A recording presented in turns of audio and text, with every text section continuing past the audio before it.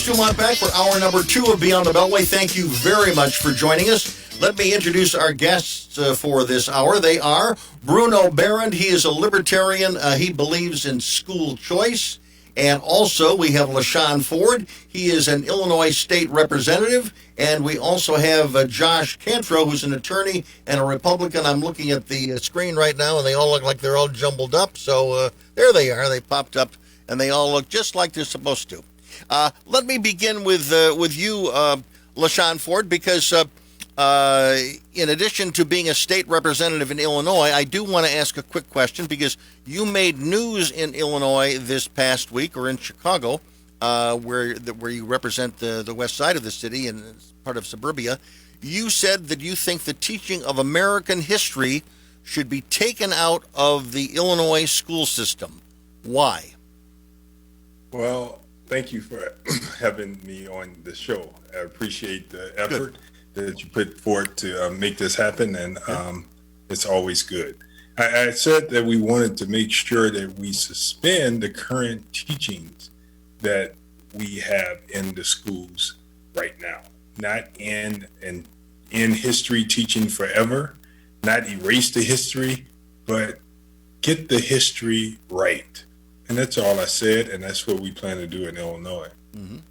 Okay. I want to get reaction from our other guests. First of all, I want to get, we have a Republican guest, Josh Cantro. Josh, there's a lot of people that are critical of schools and what's taught in schools. Is this just an expansion of that concern, or do you think it's more sinister than that? Well, I don't think it's sinister. I think that we always should be looking at curriculum, whether it's history or anything else, and making sure that things are up to date and that kids are learning what is relevant. And look, I have no issue with, given the events of this summer, with looking at the history curriculum, but I think that you don't suspend it while you do that. Okay. You got to keep teaching it. And let's go to Bruno Barron. And again, Bruno, for those who are longtime listeners and viewers of this program, they know that you are very much of a critic of the public education system. So do you think that the representative's idea is it the germ of a good idea or the germ of a horrible idea? It's a little of both, in my view. I think clearly, you could make a joke out of this and say, well, all the testing industry indicates that they haven't been doing a very good job of teaching history at all anyway. But you could say that about math. You could say that about everything under the sun that they've been teaching, which is what has made me such a critic of public schools. We live in I would make the case that the zip code based system where rich people can move to Wilmette and everybody else gets to stay out is essentially educational apartheid in the first place. So I am no fan of the school system. I'm no fan of how it's taught. On the other hand, I'm a little bit skeptical that special interest groups, whether they be Black Lives Matter or the 1619 Project, or many of these organizations that are not really about teaching new history, they're about changing the narrative about history. I'm not a big fan of that either. My attitude is there's historical facts, there's interpretation of historical facts, and let's have all those facts on the table and let's debate the interpretation of them as best as we can. LaShawn, do you agree with that? 100%. And they have my word that I don't want a slanted type of interpretation. I want the facts. And that's the way it's got to be. I mean, we know the way the history is now, that when it was written and it's been passed on for generations, there was only white men at the table that wrote it. And of course, it's going to be biased towards that group of people. And I'm with you, Josh. I'm with you, Bruno. You have my word. That's the only way I want it. The good, the bad, and the ugly to be on the table for discussion, for teaching. Do you also agree with Bruno that the public education that one gets in the Chicago public schools is not that great for many black families, and it might be better for them if they had the ability to go to a different school if they chose to do so? wealthy white people do? You know, I'm a Catholic, and I went to Catholic schools my entire life, from grammar school, high school, college, to the seminary to study to be a priest, and ultimately to be a teacher. I think that in this country, there's nothing wrong with parents knowing what's best for their children and being able to send their kids to the school that meets their needs. That's important. And as a Democrat, I catch flack because I believe that. And I just know that 1 in 4 children in the Chicago public schools attend failing schools. And that's a problem. And the only thing that separates young people from getting a high quality education sometimes is the ability to afford to have it.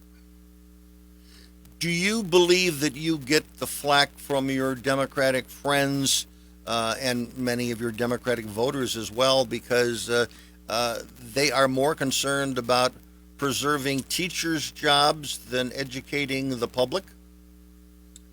You know, the unions are strong, and I think that we have to do everything that we can as a party to build up parents so that parents have a say in their children's education. I do believe that regardless to what competition is good. And I was a founding member of a Catholic school on the west side of Chicago called Christ the King. Mm-hmm. And I support that school, and it's right in the heart of the west side of Austin, and it provides opportunities that ordinarily wouldn't be there for those Black families. So, but yet again, I also support public education because that's something that parents want. Some people don't want their kids in private schools. So there's nothing wrong with us in America having two systems that work in the best interest of people. Bruno, one thing we should mention for those around the country, if you listen to the first hour of our show this evening, we talked about this this dilemma that many educators and parents have in what are they going to do to educate their children in the next 6 months, and some are choosing classrooms and some are choosing online. We have a unique situation in Chicago where the unions have said, no, we're not going to teach in classrooms, and so they have demanded that there be online teaching, and yet the Catholic Archdiocese system, they have said we're going to have classrooms. Are we not going to see an example maybe in Chicago of which side or which case might be better to make to a national audience? I think what we're going to see with COVID, and I don't want to be overly controversial or sound too much like a hyperbolic radio host. But one of the things that I think is so fascinating about COVID is it's going to force a lot of these issues, independent of whatever our ideological view is. You're going to start seeing people agitating for more access to classrooms. You're going to also start seeing them agitating for higher quality online education. I've been talking about We've got to pause. It's good. It's a good controversial statement. That's what I expect from you. We'll follow up on it when we come back. I'm Bruce DuMont.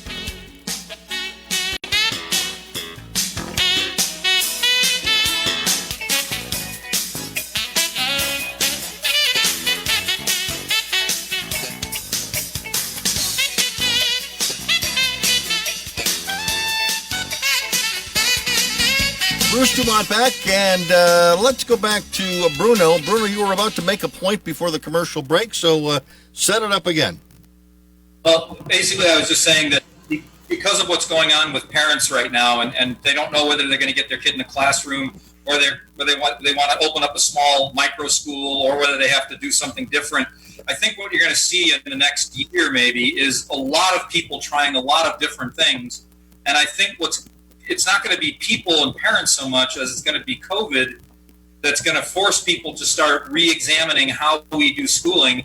And, again, what I'd like to see happen is a good 20 to 25% of the people start questioning the system enough to actually leave it and try new things.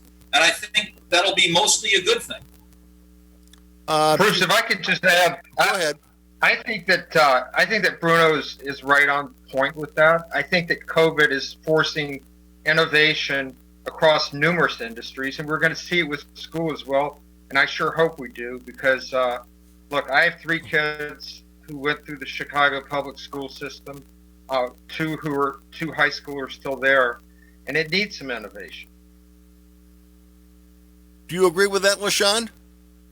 I do. I mean, it's time for change in these systems. The question is, do we still need people to go to high school for 4 years? Do we still need young people to go to school from 7:30 in the morning until 3:30 in the evening, in the afternoon? Those have to be questioned. And do we you also need, I mean, your parents, as you've just described in the first segment, your parents, they paid extra money, they dug deep to send you to a Catholic school. Yes. So they cared. Yeah. They were in the house. They cared. And they struggled. How much of the discussion here that nobody really wants to talk about, LaShawn, is that you can have teachers in the classroom, but if you don't have parents at home that are giving them a nurturing lifestyle, the chances of success are not that great. We have a system that's stacked against parents. We don't make excuses, but the family court system is very bad in this country, and especially in Illinois, where it divides and tears apart families. And we also have an economy and a system that causes people to have to work 2-3 jobs and it drags people away from their families. There's just so many things in society right now that destroys a healthy family. COVID is making us evaluate families more now too, and families have spent more time with one another these days. Bruce, if I could just respond. Go ahead. I agree with a lot of what LaShawn just said about families and the importance of family, but a key equation with school outcome are the teachers. The Chicago public school teachers in 2019, when they staged the 12-day walkout, said over and over again, we are essential workers. But when it was time to bring them back to school, and Chicago was ready to go to a 2-3 hybrid model, 2 days online, 3 days in school, or vice versa, the Chicago Teachers Union said, no way, we're not doing that. Don't even think about it. And the very next day, our mayor, Lori Lightfoot, caved. Right. You would think that having the most generous compensation package in America and all the benefits that accrue to that would have brought some goodwill, but it brought none. And it's just a shame that the teachers union, and I'm not talking about individual teachers because I love my kids' teachers. I'm talking about the union seems to be so against innovation. Well, again, I think we discussed this in the last segment because I think it is an impression that exists in many parts of the country. It's usually about urban school systems, but it doesn't exist everywhere. But again, there is a hostility that exists. A caller or a Facebook post has come in, LaShawn, and they want to ask, in response to your answer as to what's needed, that for you to address fatherless children and the fact that many black families aren't together, that having children out of wedlock is part of the MO in the black community. Is that a part of the problem or not? I'm happy to be a part of this discussion when people want to say that it's black families and black kids that don't have their fathers at home. I mean, the truth is there are white children without fathers at home and born out of wedlock. Yes. But the problem that we have in this society is there's a such thing as communities that's treated different than others, and communities that have higher quality of life than others, and communities that have resources that others don't. The community that I live in Austin, and we have a lot of working families that pay taxes to help keep this whole city together, yet the resources are different. And so when you have that type of environment, you're going to have stress and trauma. There's no reason for people in Austin, where people go to work every day, have to deal with drugs and illegal drugs and illegal guns that's able to find its way in that community. How does it happen when just across the border, Oak Park, you don't see it? There's something. A question that many people would be asking is, and the president has certainly asked this question, over the last 50 years, those that have represented the west side of Chicago, whether it's in the city council or in Springfield or in Washington, they have failed to demonstrate the necessary clout. They certainly have delivered enough votes to the Democratic machine to stay in office, but they haven't delivered the goods to make significant changes in the lifestyle which they have to live in. Would you acknowledge that there's part of it is that either nobody cares or politicians don't care? Yeah, when you look at government, it's a system of numbers. And as much as black legislators, aldermen, and Congress people want to deliver, you still have to add the numbers up and get people to vote for the things that's important to your district. That's a difficult task. There's no doubt that every black elected official that goes to Washington, goes to Springfield, goes to city council or to the county, they're advocating for their constituents. But the truth is, the majority party rules, not just the Democrat, but the white party rules. And it's like, when you think about... But again, there are districts like the west side of Chicago, and I mean a collective, we're talking about several congressional districts, that they are replicated in large urban areas all over the United States. So it isn't just those that are from Illinois or Chicago. I mean, they have counterparts in Detroit and Cleveland and Los Angeles and New York and Miami. I mean, so collectively they can add up a significant number. And when you have the power of the Congress, you should be able to do more. I mean, you've got the Speaker of the House now. I mean, not enough seems to be going on. I'm going to agree that the Democratic Party should do more to make sure that the urban cities get the support that it needs. That's no doubt. So I'm not defending the Democratic Party one bit, because I'm ashamed of the Democratic Party for not doing more to support the black communities. Okay. Bruno, go ahead. I'd love to jump in here quickly. Yes. First of all, I'd like to say to LaShawn, it's like, look, I don't know, clearly if you look at the Zoom screen and you're watching this online, you can see that it's like three white guys talking to a black guy. I grew up in Lake Forest, Illinois in the 60s and 70s. So I had a way, way different upbringing than you probably did. You sound like you had backing from parents who cared. So no one is trying to make the case that that money doesn't matter really. But I think what your proof of this, and I think what the case can be made, that if you have a situation with all sorts of social entropy, and that's not just in the black community, call it the disadvantaged community of every race, Appalachia, some rural areas, places that are hit hard by the opioid epidemic, that you destroy the social cohesion in a community, and all the money in the world isn't going to help them. And I can't remember, I think it's called the Abbott cases, but they did this in New Jersey, and this was all through the late 80s and 90s, where they sued the school districts, and a bunch of judges in New Jersey came down, and they essentially stripped all kinds of money from all kinds of districts, and they poured that money into the poor black communities to almost no effect for those schools. So I would make the case, and maybe somebody from Antifa or Black Lives Matter might call me a racist for saying this, but I don't think it's an unfair statement. I'm on the side of every single American getting a better, fairer shake, and I'm happy to admit that I had advantages growing up in Lake Forest that people in your community don't have now and didn't have in the 60s, certainly.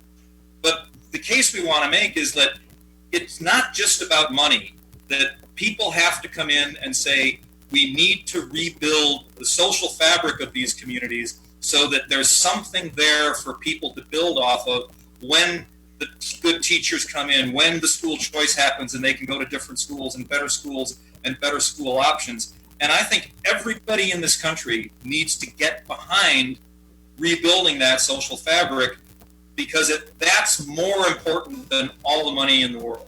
Yeah, we have to break, LaShawn. I want you to follow up on that when we come back, but I don't want to give you just 20 seconds to do it.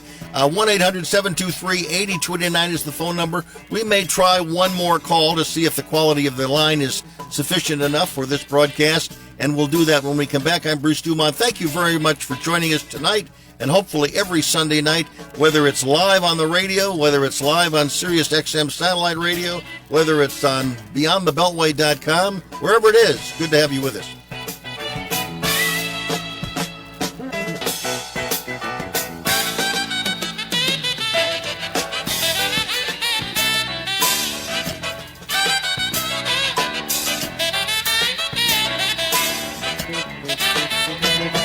Bruce DuMont back. Thanks very much for joining us this evening. And phone number 1-800-723-8289. We're going to try a call in just a moment, but let's let each of our guests now take a moment to introduce themselves a little more extensively than I have done so thus far. Bruno Barron, I've identified him as a libertarian and a school choice advocate. What more can you tell us, Bruno? Well, I've been on the air for a long time with you, Bruce. I think it's a fantastic show. I enjoy every time I get a chance to be on. Thank you. And basically, I'm a senior fellow on education issues with the Heartland Institute. And when I'm not doing that, I work with a nonprofit where I flip houses for Jesus. And by the way, you are a prodigious Facebook poster. And I want to say that for those people who hear guests on this program, Beyond the Beltway Fans, that's the name of the page. It's only for people who are guests on the program. You hear a guest on the program, you may like what they have to say. So I have asked all those guests that when they post something, post it to Beyond the Beltway Fans, and you can read what they have to say. So Bruno, all of your friends, send them over to Beyond the Beltway Fans. If you're listening and you like what Bruno has to say, do that. And by the way, we should mention before we get where he's going to introduce himself in just a moment, but the other great prodigious writer is Josh Cantro, and you can read everything that Josh has to say, and he has lots to say. You can find him on Beyond the Beltway Fans. And we go back, LaShawn Ford, take a moment and introduce yourself, and we'll look forward to your posts on Beyond the Beltway Fans as well. Thank you, Bruce. Yes, I'm from the west side of Chicago, and I'm a teacher by profession. I taught for 6 years in the Chicago Public Schools. Then I left and started my own real estate firm, and then I moved into the General Assembly. I've been a Democrat in the House of Representatives now since 2007. And you ran for mayor against Lori Lightfoot, and to say, as a political analyst, I would say that it was a very tepid campaign. There are some that are suggesting, LaShawn Ford, that you want to run again, that you still want to be mayor of Chicago. Is that true? I support Lori Lightfoot. I think that she's doing a good job given the circumstances, and I really support her as the mayor of the city of Chicago. That's good to know. Josh Cantro, tell us, everybody listening, a little bit more about yourself. Thank you, Bruce, for having me on again. I've been fortunate to have been a guest on this show numerous times. Yep. And it's a great show. I'm a Republican and pro-Israel activist. I'm a writer, commentator. I write a lot in American Thinker and on my Facebook blog, where I have hundreds of thousands of followers, not just on my page, but on various groups where I write and where I'm active, including on your page, Bruce. And I make my living by being a cybersecurity attorney, counseling mid-sized and small business. And now you're a conservative blogger. You're getting to be a big media mocker. A mocker. Well, you're a mocker. No, I'm a small potato, and you've helped me grow, so I appreciate it. By the way, let me just mention on a personal note, because you and I are personal Facebook friends, I have greatly enjoyed the last couple of weeks because Josh has gone on vacations with two of his sons, adventures with two of his sons. He has sent a lot of pictures, And I will say that in any person's life or young boy's life, hopefully there is a memory of what they did with their dad when they were 12 to 15 years old. And you certainly have given your boys something that they will never, ever forget, Josh. I admire you for that greatly. I appreciate it, Bruce. It's been great spending time with my boys, and we've been visiting national parks throughout this great country. Very good. LaShawn Ford, I want to go back to you to answer the question that Bruno had tossed up to you before the break. So head off with it. Yeah, Bruce. So it's really not about money. It's about investments. And investments will always yield the best if you make the investments right. Just an example, the west side of Chicago and the south side of Chicago still have the same vacant lots that were burned down after the King riot. Yep. That's a problem. That's Yes, a problem that the city has not reinvested in those communities.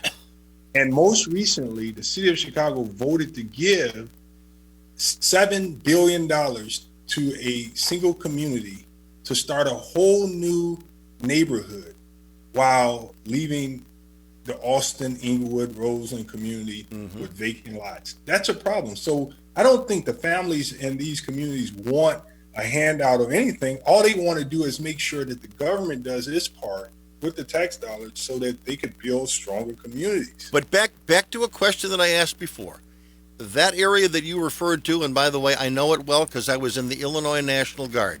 I saw that neighborhood burn down from the top floor of that armory following the death of Dr. Martin Luther King. And when I drive through it now, it's virtually the same empty space as it was. The burned out buildings are gone, but the empty buildings or the empty lots are still there. So, it's 50 plus years later.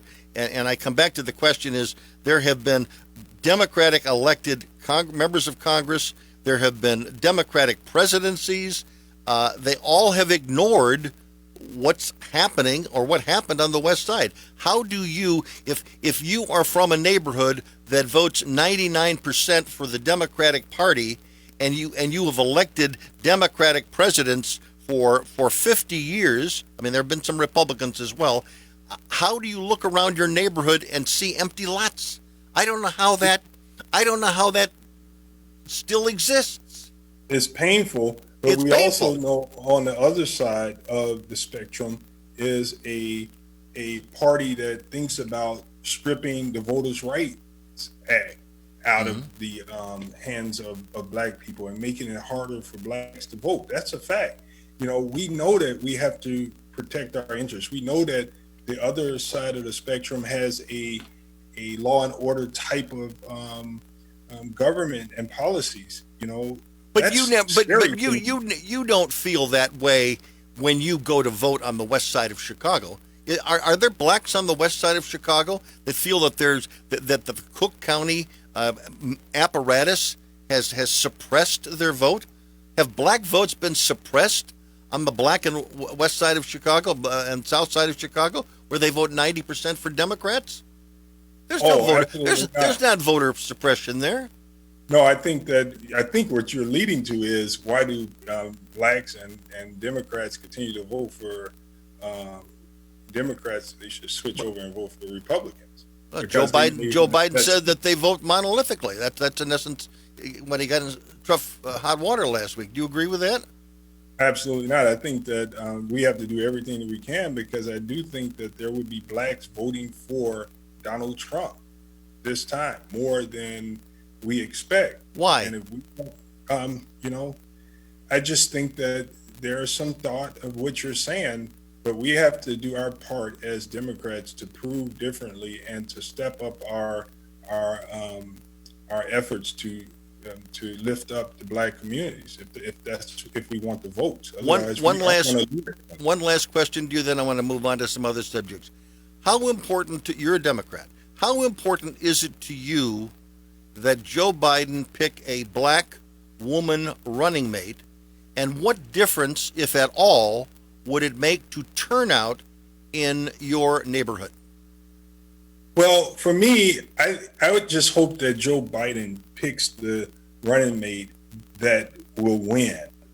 It's always good to have a figure up there that looks like you, that could motivate your base of people. But the key is, in this case, is that Joe Biden has the people that's in the back room counting the numbers and know who's going to get the base out. If it's a white woman, black woman, Asian woman, that's who we need to pick. Josh, who do you think the candidate Joe Biden is going to pick as a running mate to push him over the top in the fall? Is it going to be an African-American running mate? I believe it will be. I suspect it's going to be Kamala Harris would be who I think it's going to be, and if not, Susan Rice. Right. That's my prediction.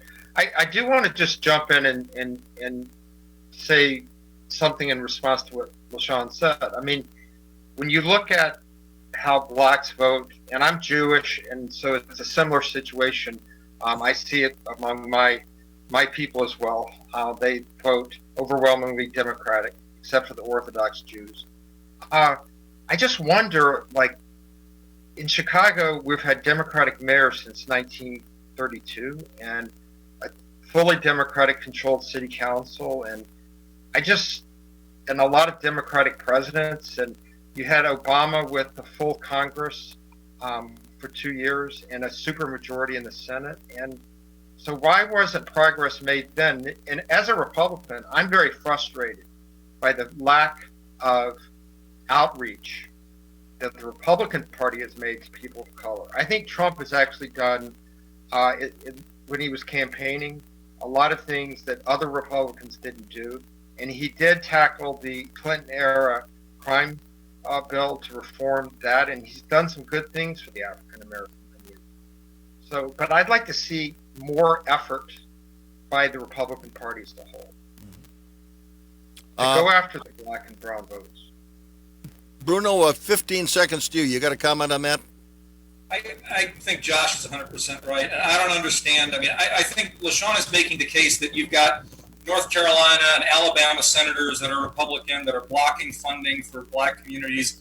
You know, that might be the case in certain aspects of the Republican Party, but why doesn't somebody just promise to, why don't they just go into Austin and say, if you elect me, I will bring money in here and I will bring resources in here. And if you do your part, we'll do our part and we'll rebuild Austin, because that's real estate waiting to be filled in by people who want to live there. Okay. And LaShawn wants to sell the real estate. Go ahead. Yeah. You got it. Bruce, you're a businessman for real. You know everybody's business.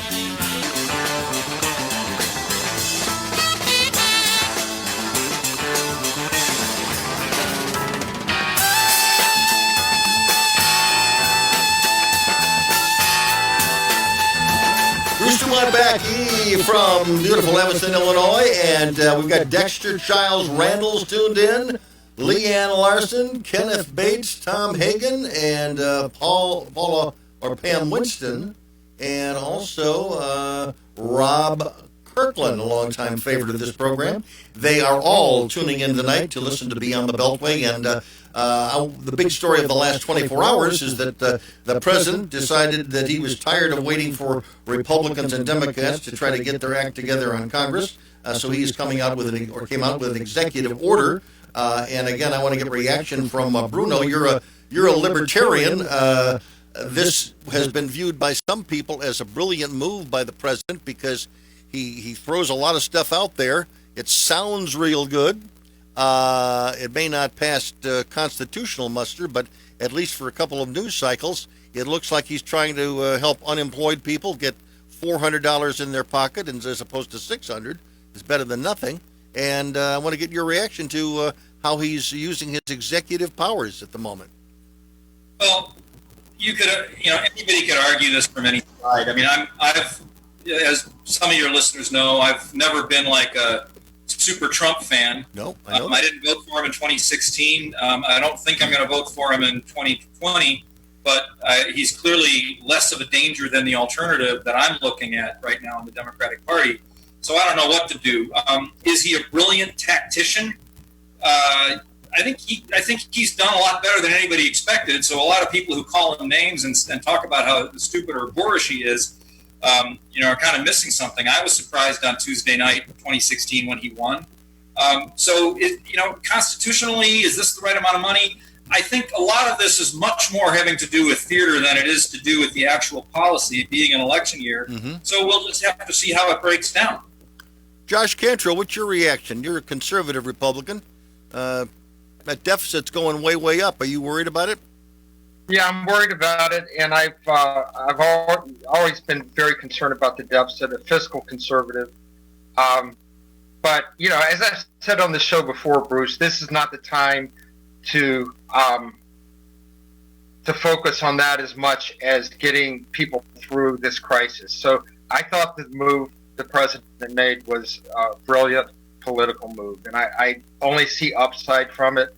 If the courts turn him down, he can say, I at least tried. If the Democrats cry and scream about it, they look miserly, whereas he's looking generous. LaShawn, the Democrats and the Speaker and Schumer in the Senate, they both think this idea is a horrible idea, that it's unconstitutional, and yet they were not able to get the necessary votes to get their plan put together. Is the president going to pick up some support from some people in your neck of the woods? Because maybe if they are unemployed, they're going to get $300 or $400, not $600, but they're going to get something, whereas if the Democrats can't get anything done, they will have zip to show for it. Anytime you could do something that really impacts and affects a person's quality of life, it's going to mean something. And so we have to wonder. I mean, if I was the president of the United States and there was a stalemate, I probably would try to do something like that also. Mm-hmm. And also, it seems to me that the Democrats are being perceived as they're holding out for their $3 trillion stimulus plan, which has been explained to many people by Republicans as really a bailout of states around the United States, red and blue, that have been, they've been improperly run for decades, and the Democrats are just trying to use this emergency to funnel money to state coffers. And you've got to deal with the state coffer in Illinois, but it doesn't seem to me that the people are going to buy that message this year. Well, the states definitely need more money to deal with the budget deficits that we're facing, mm-hmm. and the federal government prints money. And so it's right for the Democrats to want to send more money to the states. That's why Congress people are elected, to fight for money to come back to the states. Josh, the other big question is, to what extent is the president going to go to the mat on mail-in balloting? What's your take on the wisdom of fighting that battle for mail-in balloting? Do you think it's potentially corrupting? I worry about mail-in balloting. I really do. I think that what we just saw in New York with close races and kind of fiasco there, mm-hmm. With mail-in ballots coming in 3 weeks late, raises real concern. But I think the president's got to pick which side he's on this, because in some states he seems to be in favor of it, and in other states he's not. He's got to pick a side and stick with it. Otherwise, it looks hypocritical. Well, the side that he's on is absentee ballots. And, I mean, it seems to me the media has not done a good job in delineating the two forms. I mean, if you were an absentee ballot or a voter, you have to send in, be affirmative, ask for a ballot. You then have to, make sure that you vote and get it back. But there's action that is required by you. The difference that some Democrats want is they just want ballots to be sent out to voters, some of whom may be dead, and there doesn't seem to be the affirmative action by anyone to ask for the ballot, and that could be corrupting. I mean, the president has said that foreign nationals could be counterfeiting ballots and sending them out, and it would confuse people on the back end. I need a quick response from both our other guests on that subject. Are you worried about the security of a mail-in ballot, LaShawn? No, I help write and negotiate our process here for mail-in, and you have to apply for an application, not a ballot, in Illinois. Even for mail-in. Yes, you have to apply for it. You have to get an application and apply. You don't just get a ballot. Okay, well that's good. In California, they're just sending out the ballots. Quick question. I got 10 seconds for you, Bruno. What's your response? Every single fraudulent vote should be prosecuted to the full extent of the law, and every single legal vote should be driven to the polling place and made possible to vote. Okay, good point. On that note, we are out of time for this evening. Our thanks to Andy Miles for assistance in the production of this program. I'm Bruce DuMont. Good night from Evanston, Illinois.